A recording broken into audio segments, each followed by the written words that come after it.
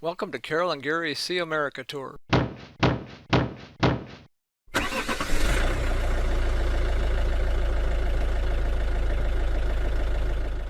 Hello again, everyone. On Thursday, May 20th, Carol, Jasper, and I packed up the motorhome and drove 130 miles from Washington, D.C. to Houston, Delaware. More on that later. In order to get from where we were camping in Virginia to Delaware, we had to drive through Maryland.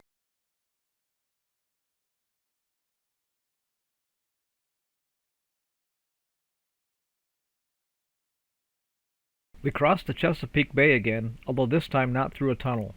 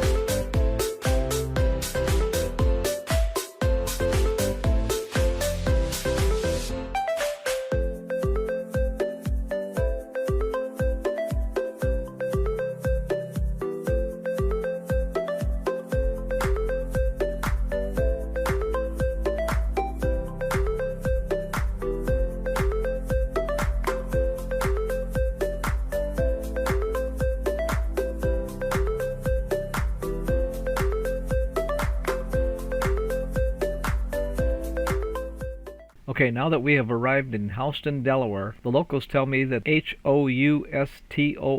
is pronounced Houston around here. Delaware is the 39th state that Carol and I have visited together. While I'm on the subject of Delaware, Delaware is only 96 miles long when measured from north to south and varies from 9 to 35 miles wide when measured from east to west. It accounts for 1,955 square miles. Delaware is the second smallest state in the Union, and it is the only state that does not contain a national park.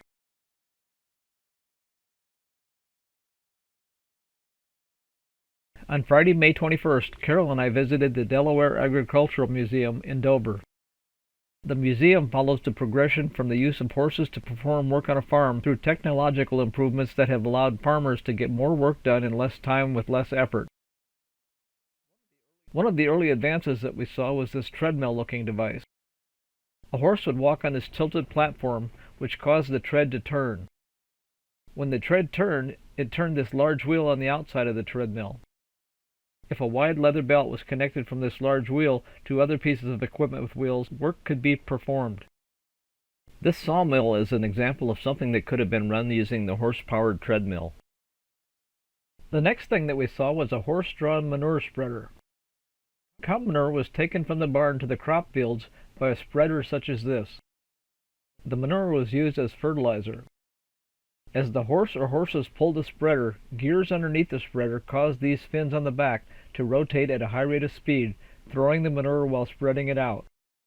Other gears pulled the manure from the front of the spreader to the back of the spreader as the back was unloaded.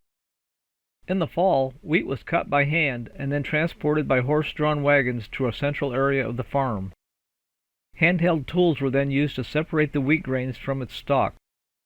This separation involved beating the wheat to knock the grains loose. This was a very manual process. In the mid-1800s, threshers were invented. The thresher would perform the work of beating the wheat to separate the stalks from the grain. About this same time, steam engines were replacing horses.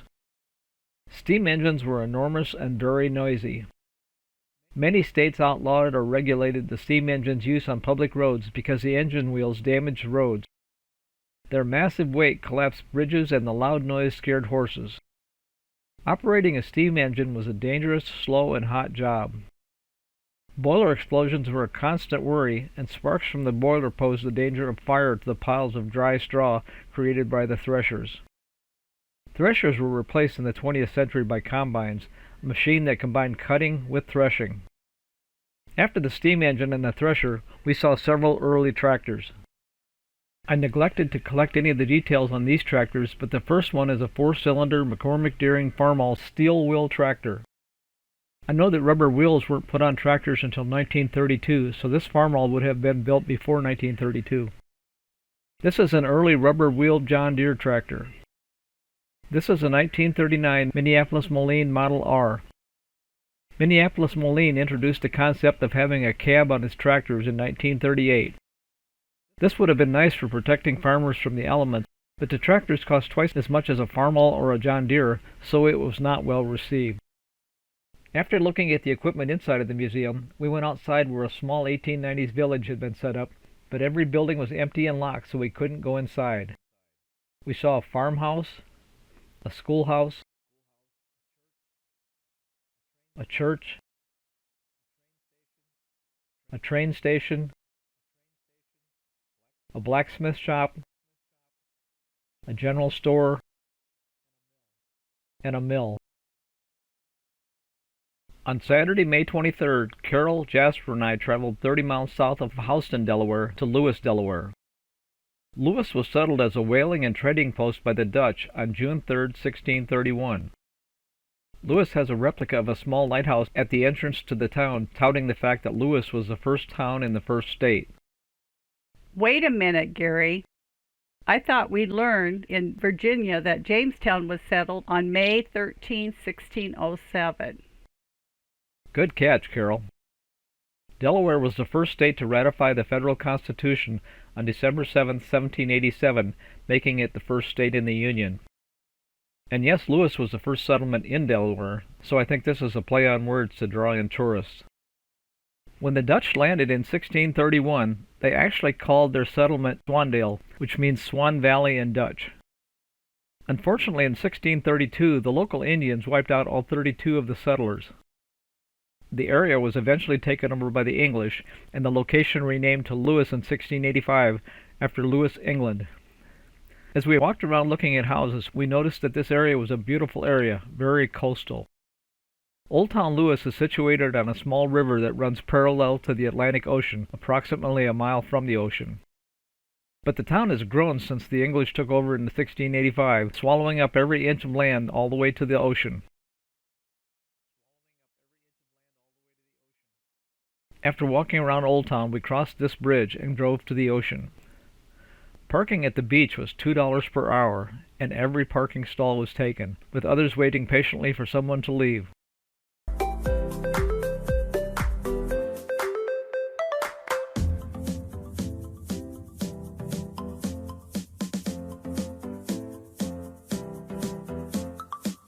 Carol and I drove 35 miles north of Houston on Friday to the Agricultural Museum, and then 35 miles southeast of Houston to Lewis on Saturday. So after editing videos on Sunday, we decided to drive 15 miles east of Houston to see the Mispillion Lighthouse on Monday.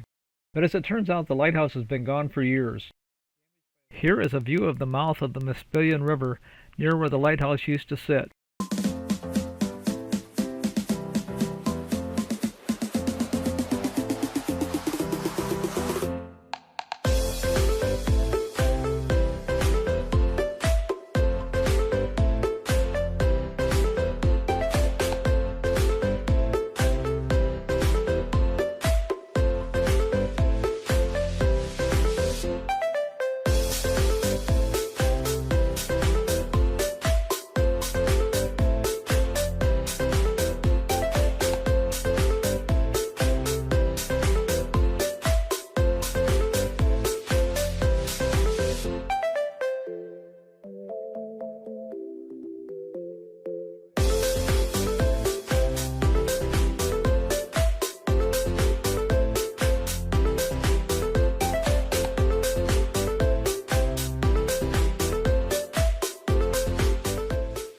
so we decided to follow the shoreline for a few miles to see what we could find. When we came to Slaughter Beach, we decided to stop and noticed horseshoe crabs, many of them on their backs, on the beach.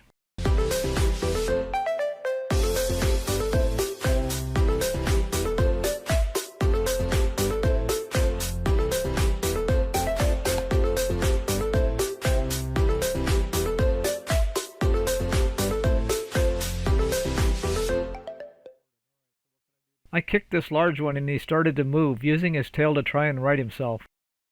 After watching this for several minutes, I grabbed the corner of his shell and slowly scooted him toward the water. He had to have weighed close to 10 pounds. I finally got him to the water and then turned him over, and he quickly swam out of sight into deeper water. A sign on the beach nearby said that the horseshoe crabs come ashore between May and June to spawn. The female digs a hole on the beach near the high tide line and can lay up to 90,000 eggs. After Slaughter Beach, we drove for several more miles. When we stopped again, there was a raised walkway across the road from the beach, leading off into a marshy area. We followed the walkway until we saw a man-made osprey nest in the distance. The osprey is a large fish-eating bird of prey that can weigh close to 5 pounds and measure 24 inches in length. They can have a wingspan of 71 inches. The osprey tolerates a wide variety of habitats, nesting in any location near a body of water providing adequate food supply. As we drove around this week, and as you can see from the places we visited, southern Delaware is very rural. Due to its size, we will only be spending 1 week in the state of Delaware. As I said earlier, Delaware is the 39th state that Carol and I have visited together. If you like this video but have not yet subscribed, please do so to be notified of future videos, and as always, feel free to share with your friends. Thanks for watching!